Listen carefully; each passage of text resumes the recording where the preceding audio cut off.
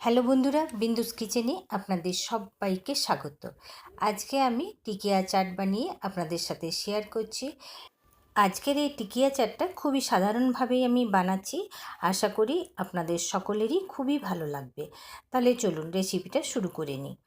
এই টিকিয়াগুলো বানাবার জন্য আলু লাগবে। তার জন্য আমি 4টে আলু আধা আধা করে কেটে এটাকে আমি সিদ্ধ করে নিয়েছি।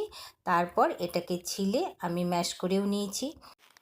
এখন এর মধ্যে আমি দিয়ে দিয়েছি স্বাদ মতো নুন, হাফ চামচ দিয়ে দিলাম গোলমরিচের গুঁড়ো, আর এখন দিয়ে দিয়েছি আমি হাফ চামচ ধনে ক্র্যাশ করে সেই ধনেটা, আর এবারে হাফ চামচের মতো দিয়ে দিয়েছি আমি জোয়ান, আর এখন দিয়ে দিলাম ওর মধ্যে আমি ভাজা জিরের গুঁড়ো। ওর মধ্যে জিরে, লঙ্কা, ধনে, মরিচ সবই রয়েছে। গ্রেট করে দিয়ে দিয়েছি আদা, আর বাইন্ডিংয়ের জন্য দিয়ে দিলাম আমি পোহার গুঁড়ো, যেটাকে আমরা বাংলায় চিড়ে বলি, আর দিয়ে দিলাম আমি ধনেপাতা কুচি। এই সবগুলোকে খুব ভালো করে এখন মেখে নেব। মাখতে কোনো রকম অসুবিধা হবে না, বাইন্ডিংটাও খুবই ভালো হবে, তার জন্য আলুটা মাখাও খুব ভালো হবে। মাখতে মাখতে দেখুন একটা ডোয়ের মতো তৈরি হয়ে যাবে। এই রকম খুব সুন্দর মাখা হয়ে গেছে। এই মাখার থেকে আমি বলের আকারে বানিয়ে নেব। যত বড় টিকিয়া বানাবো সেই রকমভাবে বলটা নিয়ে নেব। এরপর ভালো করে গোল করে একটু হাতের তালুতে চেপে দেখুন এরকম একটু চ্যাপ্টা করে নেব। দেখুন এরকমভাবে সব টিকিয়াগুলো দেখুন আমি বানিয়ে নিলাম। আর এই টিকিয়াগুলো সব প্রয়োজন না হলে এটা রাখাও যাবে, 7 দিনের মতো থাকবে। এবারে আমি একটা ফ্রাই প্যান নিয়ে ওর মধ্যে 3 চামচ তেল দিয়ে দিয়েছি। তেল দেওয়ার পর এক এক করে টিকিয়াগুলো এর মধ্যে দিয়ে দিলাম। তেলটা আমি সরষের তেলই দিয়েছি। কিছুক্ষণ পর এক পিঠটা হয়ে যাওয়ার পর আমি এগুলোকে উল্টে দিচ্ছি। উল্টে পাল্টে এগুলোকে বেশ ভালো করে ভেজে নিতে হবে। তো এখন একদিকটা উল্টে দিলাম, আরেক দিকটা এখন এটা হোক, ততক্ষণে আমি ছোলাটা বানিয়ে নিচ্ছি। ছোলাটা বানাবার জন্য আমি নিয়ে নিলাম পরিমাণ মতো তেল, দুটো দিয়ে দিলাম শুকনো লঙ্কা আর জিরে। এর মধ্যে এখন আমি দিয়ে দিচ্ছি হিং। আর ছোলাটা আমি ওভারনাইট ভিজিয়ে রেখেছি।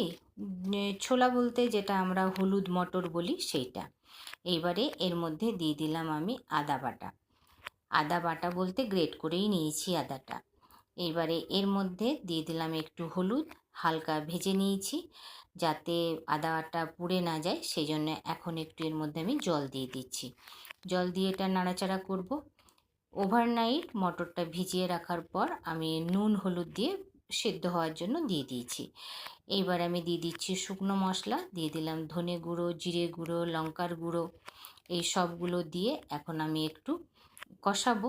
তার মধ্যেও দিয়ে দিলাম আমি দুটো টমেটো আমি কুদ্দুকস করে নিয়েছি। টমেটোটা দিয়ে বেশ কিছুক্ষণ মশলাটাকে ভালো করে কষিয়ে নেব। এইবারে এর মধ্যে দিয়ে দিলাম স্বাদ মতো নুন। নুনটা একটু হিসাব মতোই দেবো, কেননা মটরের মধ্যেও আমার নুনটা দেওয়া আছে। দেখুন এইদিকে আমার টিকিয়াগুলো রেডি হয়ে গেছে, দেখতে খুবই সুন্দর লাগছে। এটা আমি তাওয়ার মধ্যেই এখন রাখবো। এদিকে মশলাটাও ভালোভাবে কষানো হয়ে গেছে। আবার একটু জল দিয়ে দিলাম, হালকা জল দিয়ে কিছুক্ষণ কষিয়ে নেওয়ার পর এর মধ্যে আমি দিয়ে দিলাম ছোলা মশলা দেওয়ার পর বেশ কিছুক্ষণ কষিয়ে নিচ্ছি। এদিকে দেখুন মটরটা খুব সুন্দর সিদ্ধ হয়ে গেছে, হাত দিয়ে টিপি দিয়ে দেখিয়ে দিচ্ছি। এইরকমই লাগবে, মটরটা একদম গলে গেলে ভালো হবে না। এইবারে মশলাটার মধ্যে দিয়ে দিলাম মটরগুলো। বেশ ভালো করে এখন আমি এটাকে নাড়াচাড়া করে মশলার মধ্যে এখন মিলিয়ে নিচ্ছি। আমরা কিন্তু সকলে এই রকম ছোলা খেতে সকলেই পছন্দ করি। আমরা বাঙালিরা বিশেষ করে এটাকে ঘুগনিই বলে থাকি। এই ঘুগনি খেতে আমরা সকলেই পছন্দ করি। আর এই ঘুগনি বলতে এই রকম মটরের ঘুগনিটাই ভালো লাগে খেতে। ভালো করে মিলিয়ে নিয়ে দিয়ে দিলাম পরিমাণ মতো জল। এইবারে দেখুন এর মধ্যে দিয়ে দিচ্ছি আর একটা ছোট আলু আমি বয়েল করে রেখেছিলাম, সেটা গ্রেট করে এর মধ্যে দিয়ে দিলাম। এটার মধ্যে আলু চটকেও দেওয়া যায়, কিন্তু গ্রেট করে দিলে বেশ ঘনটা খুব ভালো হবে, আর ছোলাটা খেতে কিন্তু দারুণ হবে। আর ছোলাটা দেখতেও সুন্দর হবে, যেটাকে বলে টেস্ট আর টেক্সচার দুটোই কিন্তু ভালো হবে। খুব ভালো করে এটাকে এখন খুব ভালো করে মিলিয়ে নিয়ে একটুখানি ফোটার জন্য অপেক্ষা করব। এটা কিন্তু খুব গাঢ় হবে না, একটু পাতলা পাতলাই হবে। দেখুন খুব ভালোভাবে এটা ফুটে গেছে। আবারও নাড়াচাড়া করছি, নালে নিচে লেগে যাবে।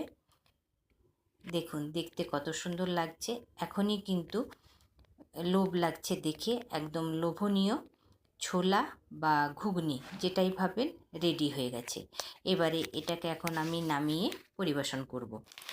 এবার আমি প্লেটে ছোলাটাকে সাজিয়ে নিচ্ছি। তো দেখুন 2 হাতা দিয়ে দিয়েছি ছোলা, আর ওপরেই আমি টিকিয়াটা সাজাচ্ছি। এটা চাইলে কিন্তু আগে টিকিয়াটা দিয়ে তারপরেও কিন্তু ছোলা দেওয়া যায়। তো আমি একটু অন্যরকম করে সাজালাম। আর ওপর থেকে দিয়ে দিলাম এটা আমি বিট নুন, যেটাকে কালা নমক বলা হয়। আর দিয়ে দিচ্ছি গ্রিন চাটনি। এইটাকে আমি ধনেপাতা দিয়ে দই দিয়ে এটাকে আমি পিষে নিয়েছি। সেই জন্য আজকার ওপর থেকে দই দিচ্ছি না, দিয়ে দিলাম তেঁতুলের মিষ্টি চাটনি। আর এখন আমি এর মধ্যে দিয়ে দিচ্ছি পেঁয়াজ। পেঁয়াজ হচ্ছে ঘুগনির একদম জান। কাঁচা পেঁয়াজ কুচি ছাড়া ঘুগনি কিন্তু খেতে ভালোই লাগে না। এইবারে দিয়ে দিলাম ভাজা মশলা। বাস, ঘুগনি আমার রেডি। রেসিপিটা ভালো লাগলে বিন্দুস কিচেনকে লাইক সাবস্ক্রাইব অবশ্যই করুন।